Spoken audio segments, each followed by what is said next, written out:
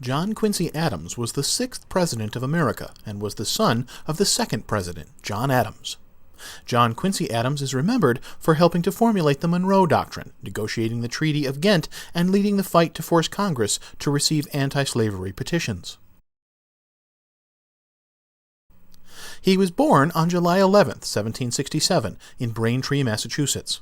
He was the son of the second U.S. President, John Adams, and he was destined to become the sixth President.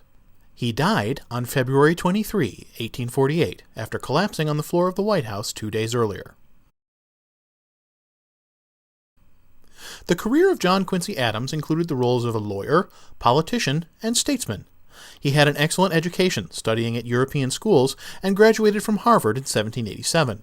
He became the sixth President of America in 1825, and served for 4 years until 1829. He spent a miserable and unproductive 4 years in office trying to work with an uncooperative Congress.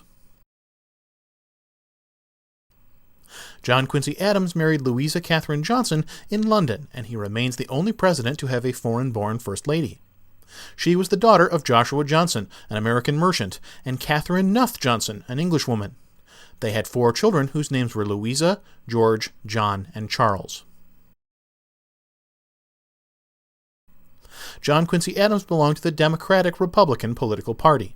He was 58 years old when he was inaugurated as the sixth president, but his presidency was marred by accusations that he won his position through corruption. John Quincy Adams owned a pet alligator which he kept in the East Room of the White House, and he also had the first pool table installed in the White House. John Quincy Adams was 5 feet 7 inches in height and spoke in a high, shrill voice. It was well known that he liked to swim in the nude in the Potomac River. After being refused interviews with him, a female journalist called Anne Royal gathered his clothes and sat on them until she had her interview. Before this, no female had ever interviewed a president. He was the first president to have his photo taken on April 13, 1843. During his lifetime, he played a key role in major events of the era. John Quincy Adams was instrumental in formulating the Monroe Doctrine and negotiating the Treaty of Ghent in 1814 that ended the War of 1812 between the United States and Great Britain. He led the fight to force Congress to receive anti-slavery petitions and gaining Florida from Spain. During his life, John Quincy Adams suffered from depression, cerebral hemorrhage, and a stroke. Because of his recurring depression, he often appeared dour or angry. Nevertheless, he had an outgoing, social, even joyful side as well. He died at the age of 80 years old.